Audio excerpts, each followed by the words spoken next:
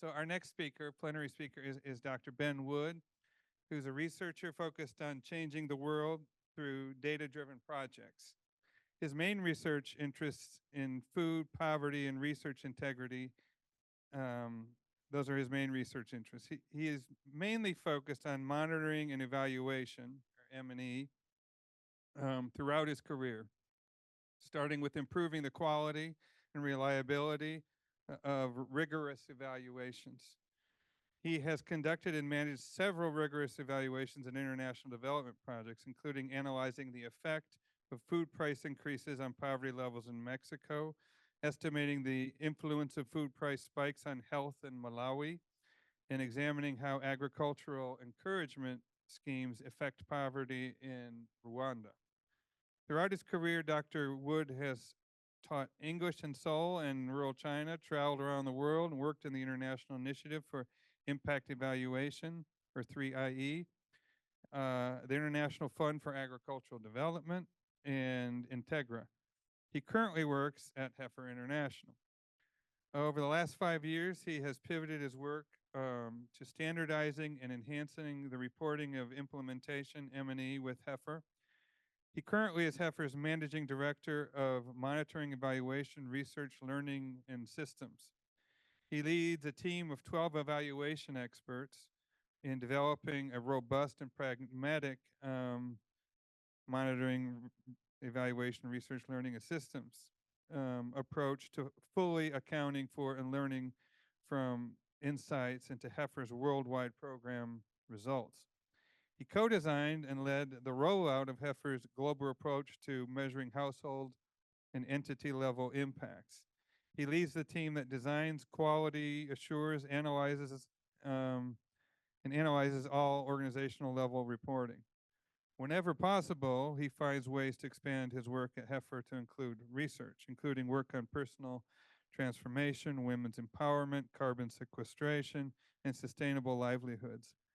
In another life, he would live outside of the United States, and he travels to the ground whenever possible, including just returning from Tanzania yesterday. So we really appreciate him having the gargantuan effort to get here. He holds a PhD in agriculture and applied economics from the University of Illinois and a BA in African American history from Carleton College. Please welcome Dr. Ben Wood.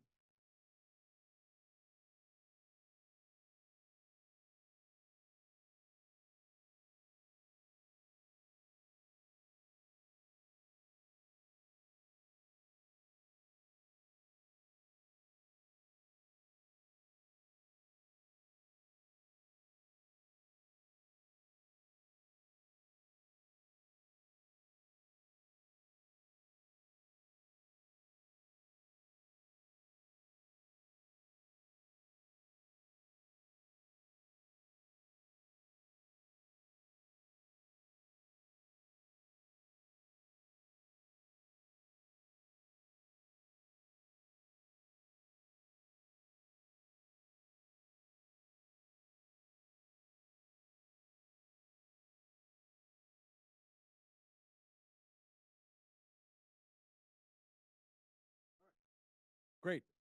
Thank you so much for the invitation. When Aline had this idea a couple years ago, I didn't know if it would ever actually happen, and here we are. I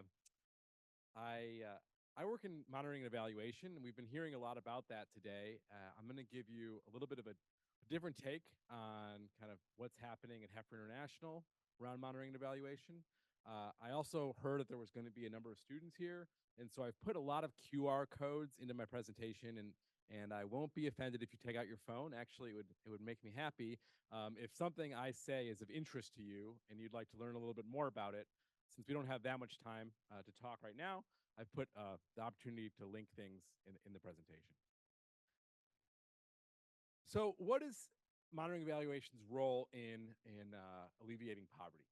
So I think about this in kind of 5 steps. The first being that we need to identify what the problem is. So what's going on? Then we need to go into the local context to understand what programming works to move the needle in terms of poverty alleviation in this area. And then how do we scale those answers? So how do we make them bigger to deal with the large number of people who need help, need to partner with us to move beyond where they currently are. Then we have to go into how do we figure out these results and share them with people? How do we make them engaging so that people want to listen to us? They're interested in what we have to say. And finally, how do we then share those results in a way that people will direct their assistance to projects that are proving to be efficient and effective? So I've tried to kind of put my presentation together in that 5-step process. So we're going to start with identifying the problem. Identifying the problem, the share of people living below the national poverty line in these countries is shockingly high in some instances. We have high levels of poverty in many places in the world, and we see that extreme poverty, people living below the World Bank's definition of $2.15 a day, is still a major issue in many parts of the world. And we're not even talking about kind of what Martinez mentioned of multidimensional poverty or different ways that you can slice and dice these data. This is kind of just top level, like, wow, this is a major issue still. And the world is changing, right? We do see poverty levels dropping in some places. You see the share of people living below or above in an extreme poverty state is going down. That being said, these numbers only go up to 2019. And if you all remember what happened after 2019, even before 2019, we saw that the number was the ratio is starting to flatten here, right? As you get to away from the lower hanging fruit, and you get into people who are in a more dire state, it becomes harder and harder to move this needle. And so we're seeing a flattening in terms of the number of people living in extreme poverty. So it's not continuing to go down. And we know that with COVID, those numbers might have even completely flatlined or started to go back up, which is a really scary thought. So we need to work together to change the world. And when I talk about numbers, high level, difficult to kind of wrap your head around. And I like to bring it back to what does this mean for individual people? What does extreme poverty look like? This terminology is something that we can talk about in the abstract, but I want to tell you about someone who I've met before, Sheila Devi. She lives in Bihar. She's one of our project participants. She's been part of a study that I was talking to Elaine about around personal transformation. And Sheila lives in Bihar. She is of the Dalit caste, so one of the lowest castes in India. She lives in a house that is made of local materials. It has essentially 2 rooms, a kitchen and a room for everything else, including the bedroom, the animals, everything else the family owns. She lives on rented land, which means that 50% of everything she makes goes to the landowner. She lives well below the India poverty line, which is well below the international poverty line. So she is in an extreme poverty state. They live near the Ganges River, which means that every year her house floods up to like maybe her hip. And the only way to escape that is to go to the road. So you can escape the flooding by standing on the road and just waiting for the water to go down eventually. That's it. There's no other things for you. Sheila is one person who lives in extreme poverty, right? But then when we think about how many Sheilas are there out there, right? This is an example of Heifer's work in Nepal. So this is a place we've been working for a long time. We have many people we're working with, but Heifer is only one organization, and we have many great organizations out there. You've heard from some of them today, but all of us together are not going to be able to move this needle, right, with the current funds, the current way that we are right now. So how do we understand the problem? What I'm going to do here is I'm going to walk you through Heifer's traditional approach. So Martine mentioned that we talk about ourselves as a livestock placement organization, and I agree that we are more than that. Heifer traditionally, for the last 80 years, has been working primarily around teaching people how to own and turn an animal into an enterprise. and then placing an animal with those people. So we would usually give them something like 2 goats, with the expectation that they will then pass on those animals to other people in their community for free. If they get 2 goats, they'll give 2 goats. We also give them social capital training. So we work with them to understand what are the values in their community, and how can they live those values, right? Uh, this is our traditional approach to development. We have kind of iterated some things, and I'll tell you a little bit more about how we're changing. But how do we understand the impact of this approach? We have done kind of focus groups. We've done a really good job, I think, at giving people, like donors, kind of a one-pager. Meet Sheila Devi. She lives in Bihar. But what does that actually mean? What do we know about Sheila? How do we know if she's really improving her life? So what we tried to do was we paid for a very rigorous impact evaluation. So can we understand from a academic approach, how much are people actually gaining in terms of income, in terms of other attributes when they work with heifer? And Martine asked me before how many people. I think we're actually currently working with about 950,000 people across the world, 22 countries. So this is my first QR code. This is the impact evaluation we funded. We're trying to understand, how does heifer's approach influence people, and is it cost effective, right? These are researchers.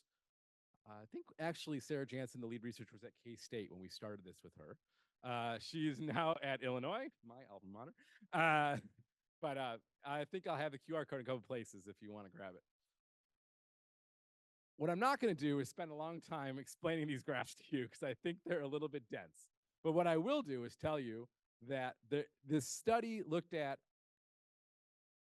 a typical heifer intervention with maybe a little bit of a short time period. So it was 2.5 years. So we looked at baseline, or they looked at baseline, so before the project started, and then kind of over time, up to 2.5 years, how did people's lives change? And then they took an extra year. So the project ended. A year later, our people's lives still changed, even though heifers stopped working with them. Impact evaluation means that they have a counterfactual. They have a comparison group. So it's not just the government started a program and everybody got some small amount of transfer and people are better off because everybody's better off. We're trying to compare heifers, project participants, to people who received nothing from heifer. And then the researchers were saying, okay, well, is it really the full treatment? Do you need the training on animal husbandry? Do you need the values training around the community's values, living those values? And do you need the animal? Or could you have just the training on animal husbandry and the values and no animal? Or could you have the training on animal husbandry and the animal and no values? So they broke the idea into 4 groups. They've got the full package, they've got no animals, they've got no values, and they've got nothing. And they looked. And so this is the first cut, right? The first cut of an evaluation is, did the evaluation do what it said it was going to do at a basic level? So we're saying this evaluation was about, the project was about giving goats to people. Do you see any change in the number of goats that people have? You really hope that this is a yes. If not, we're in big trouble, right? So yes, this looks great. In general, almost all groups that received the full package, FT, they all show larger number of goats in their households versus the comparison group, including even the pass-on groups oftentimes are showing more goats. That's great. Lowest bar. Next bar. We can't just give you a goat. We have to teach you about how to care for goats. Because if you just receive a goat and you don't really know the best practices around goat husbandry, it might not go great for you, right? The idea of heifer is really around teaching people how to fish, instead of giving them a fish. And so do people have a better sense of how to take care of goats? Yes. Okay. So in general, we've ticked the 2 easiest boxes off the list. Next level, we'd like to understand, who is this intervention helping? Heifer typically works with majority of women. In Nepal, this is almost 100% women. So we look at, do women in these projects have more control over the goat enterprises? Do they get the money from the goats? Yes, right? Almost uniformly. So the ones you see that are crossing 0, those are no's, comparison to the control group. And the only no's we're seeing is when we don't do any value training at all. When we just give them a goat, sometimes we don't see the empowerment we want to see within women. And that actually makes sense for us, right? On a higher level, do we see women's empowerment changing? No, not really. There's a little bit of evidence, but not overwhelmingly. This is a disappointing finding for Heifer, right? We want to see women's empowerment changing, and we're not. But that's not the end of the world, right? We need to learn. Everyone needs to learn. Everyone needs to pivot. Everything we do is not perfect. And so that's why we want to live this evaluation, understand what can we change about the way we're working to change these numbers. Okay, so now we've talked about who does it help, how much does it help? This is what a lot of donors want to know, right? Are we actually moving the needle? Direct beneficiaries, PIF is pay it forward. So this is pass-on groups, so people that we didn't actually place an animal with. In comparison to the control group, and I'm not going to explain everything here, we see over time that our beneficiaries did get more income than if they had just been a person in Nepal, right? How much more income? Honestly, not that much. About $100 in some areas. There was a major earthquake in between, in the middle of this study, so it does have some effect on the findings. But regardless, we can say that income went up, but ultimately found that, goats are only a really small sliver of how much money these people make across their diversified portfolio of how they make money. And so Heifer has a responsibility to figure out, how are we going to change this result, right? We are happy that there is a change, a positive income change, but it's not big enough to really move the needle. And so what do we need to do? And Heifer has started internalizing the results, thinking about other ways to work.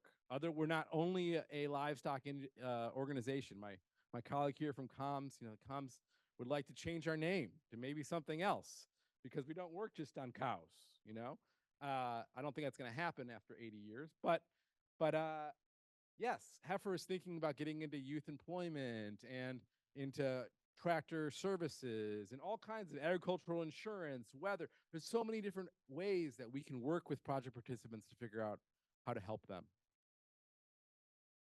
Finally, every project should try and figure out how cost effective it is.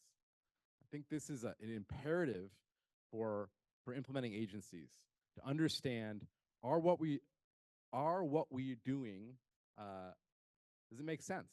Should we just give the money to people? No, there is that argument that you could just give directly's approach.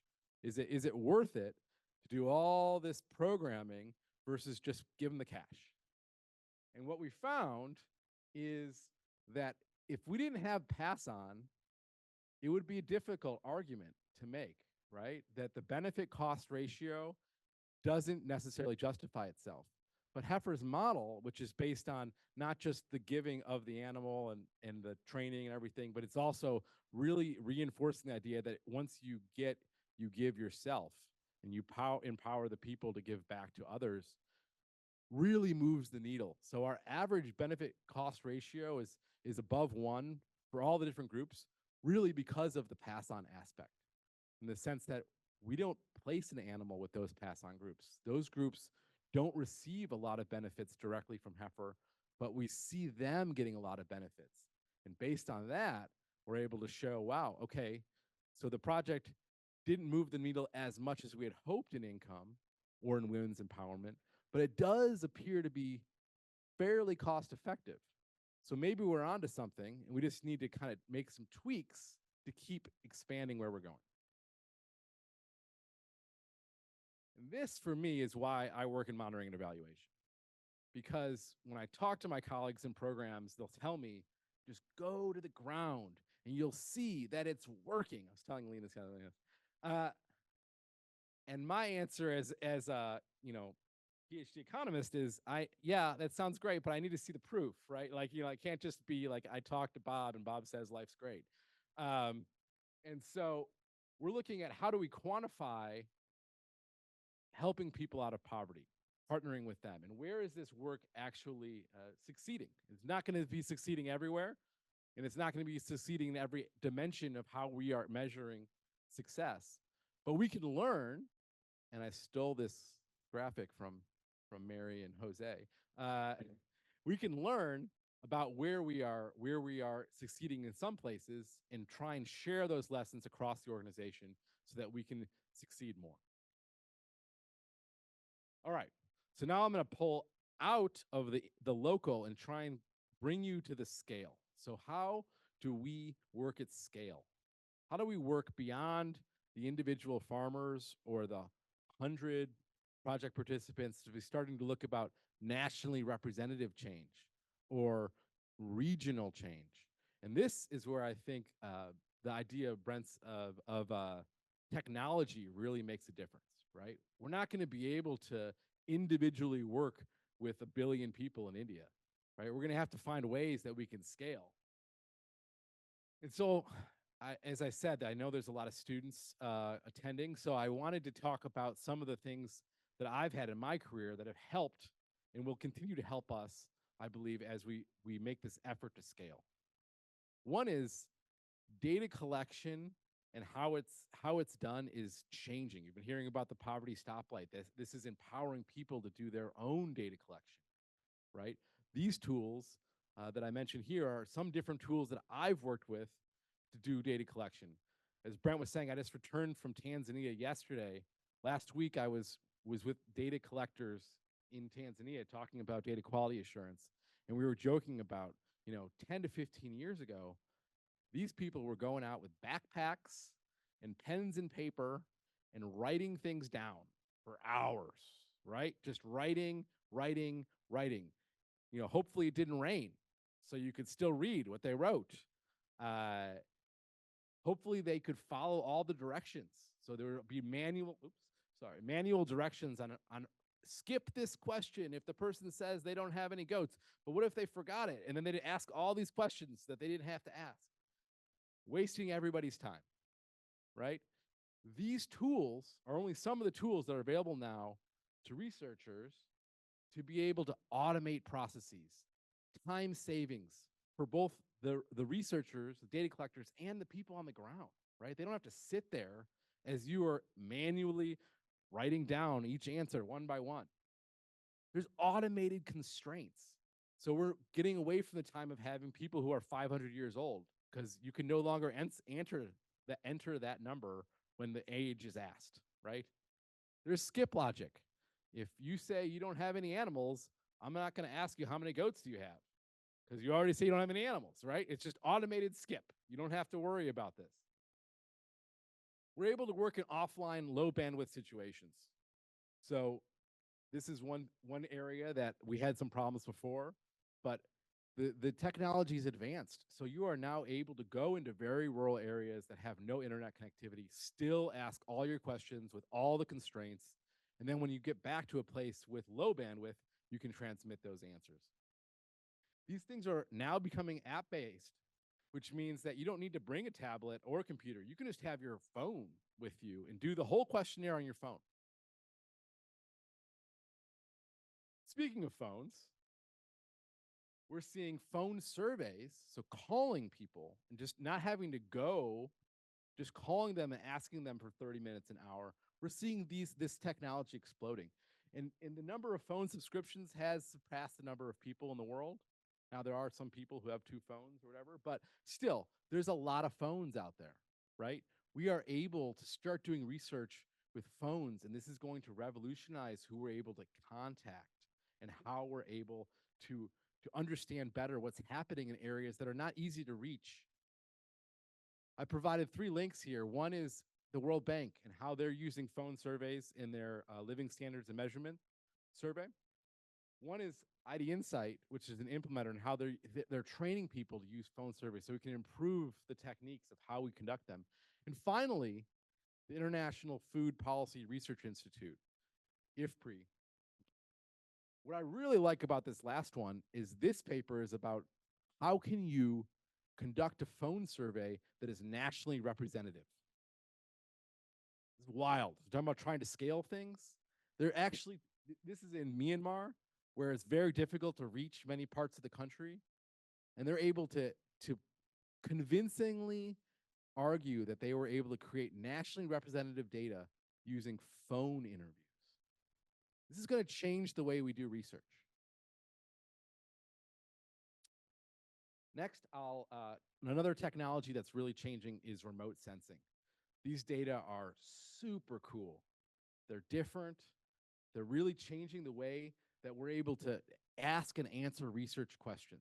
Like, how would you ask the question of how is crime influenced by the urban landscape?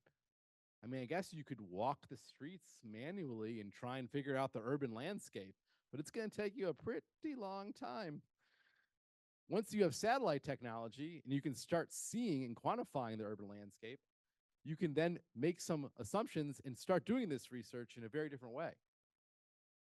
What I hear a lot about is, well, income takes a really long time to collect. At Heifer, I would say it takes us 30 to 45 minutes in the module when we ask people about their income. A lot of people are starting to say, what about nightlight? So we can measure how much light there is in the communities from the sky. And a lot of people argue that this is a pretty good proxy for income. This paper that I link here at the bottom, this is about Colombia and how they're able to convincingly argue that nightlight is a good proxy for income. And wow, once we get a good proxy for income, maybe we can start doing a lot more understanding about income without spending so much time on the ground asking people about their individual incomes. Finally, in the scale argument, I want to talk about existing data. There are existing data out there. And if you're a student or a researcher who's trying to answer a question, and maybe you don't have $500,000 to conduct an impact evaluation, maybe you start looking at what already exists, right? These are all different data sets, and there's a lot more than this. I'm just putting a couple out there that I've used in the past, or wanted to use in the past, to assess things without actually going to the ground to collect data myself, right? Or maybe you're an implementer and you have data to do monitoring, right? This is Heifer's standard approach. Most of the time we have money to do monitoring and evaluation, but not $500,000 to do an impact evaluation. So we're going and we're collecting data on people over time, but we're only collecting data about the people who we're working with. We're not looking at other people. There's no control group. There's no way to convincingly argue to an academic audience that we're causing change. I always work with communications to say we can talk about contributing to change, but we really have a hard time saying that we're causing change, because maybe it's simply people are getting better in the country, and it, either with or without us, they would have gotten better, right? So you have monitoring. If you have monitoring data, you say people are getting better, but we don't really know if it's because of us. Well, maybe if you ask some questions that are in existing data sources, you can make comparisons between what you're doing, the answers you're receiving, and you're monitoring with nationally representative data. And I've got an example that I work with communications on. I really like this example. So I told you before, in Asia, we mostly work with women. In Nepal, we work with about 100%, almost 100% women, right? And our Nepal team said, we're making a difference. Things are really changing. The attitudes of people are changing. And so we did a special survey, and we asked about people's attitudes around a number of different women's empowerment related topics. And afterwards, the results looked really promising. Like, wow, it looks really good. But then I said, based here in the US, if you told me 2% of people said it was okay to beat your wife if she neglected the children, is that a good thing? I don't know. I don't know. Like it's relative to the climate and the culture that you're in. What is acceptable, right? So we said, well, how do we get around this problem? Is 2% a good number or a bad number? I said, well, I think there's a survey by the Demographic and Health Services, the DHS, that asks these same questions. And those data are nationally representative. So even though we didn't have a control group, we can argue that we can compare to people who were nationally representative of the countries that we're working in. So we pull these data out, and it turns out that nationally representative data in Nepal say 24% of people believe it's okay to hit your wife if she neglects the children. Heifer's 2% looks a lot better now, right? And this is a convincing argument for me. This is where you can use existing data and fairly inexpensive monitoring data to make an argument that you could pitch to academics, that you could pitch to fundraisers and really stand on two legs. Okay, so we've talked about kind of how you think about things at scale. Now, I want to think and talk a little bit about how do we make convincing arguments. I just came back from Tanzania, and a big part of my trip in Tanzania was working with my team around how they present. How do you create slides? How do you create information that will move the needle with people? You saw one of our presenters earlier today use Canva. These are all different tools that people are using now on my team to try and move the needle beyond simply giving a PowerPoint or beyond simply putting the data points out there and putting a report out. This was one of my pet peeves in graduate school is people would put together the graph and say, there it is, 2%. Okay, what does 2% mean? I don't know. It's our duty to figure out ways to engage with people so the information really hits home with them, so they understand it. My team is trying to move towards Power BI. We saw someone present Power BI dashboards earlier today. I think that is the way of the future, right? Getting real-time data to people in their hands, automatically updates, right? You don't have to be manually pushing a button every month or whatever. Just data go in, data go up, right? Boom.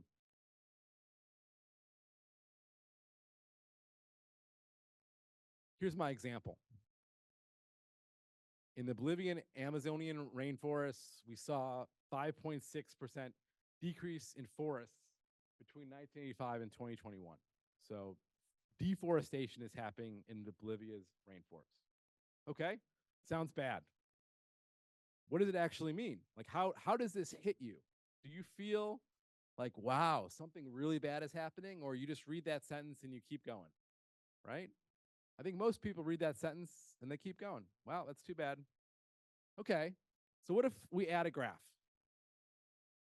So you can see in the dark green that the percentage of rainforest lands is going down over time, right? And you can't probably see too closely, but you can. But what's changing is that agricultural and pasture lands is going up over time, right? And now maybe this hits a little bit harder for most folks, right? Or some folks. They can say, okay, I see there's the graphic, there's statistic, but I can kind of understand a little bit more with a table. Like this is what's happening. Things are changing. But my guess is that it still doesn't hit for kind of the average person. So then, if we add the image, right? Now we have a full package. We have a statistic that you can understand.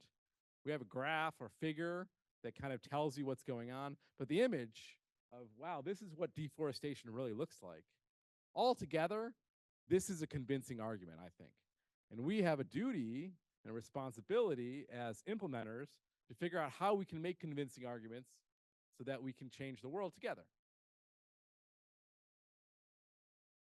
Finally, I'm going to wrap up pretty soon. We need to figure out how to share what works so that other people understand and can use this information. The number of charitable dollars, this I think is just from the United States, is going up. We do see that there is a willingness and a want to fund these initiatives, right? People want to help to change the world, but how do we direct those funds into things that actually are changing the world? And that is where things like 3IE's Development Evidence Portal, which lists all the impact evaluations, so things that are actually causing change. This is free. Any of us can go there and check it out. If you want to understand, a systematic review is trying to look at a topic and see kind of across all different countries where an evaluation has been done, what has really moved the needle, what interventions have worked.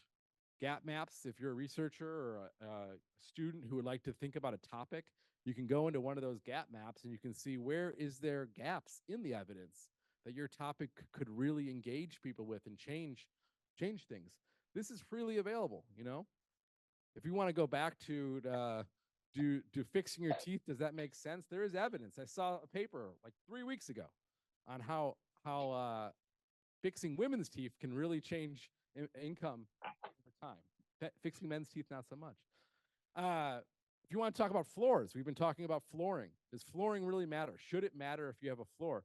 The impact evaluation evidence says yes. If you care about your health, your children's health, so many diseases come through our feet. If you don't have shoes on and you're walking around a dirt floor, that's going to affect you over time. You can look at that portal, or Cherry Navigator. They have their own impact assessment measurement. These are all ways that we can think about, are we directing money to organizations that are efficient and effective? And I hope that you all will join me in thinking about how we can encourage others and ourselves to continue down this path to changing the world in an effective and efficient way. So thank you so much for your time.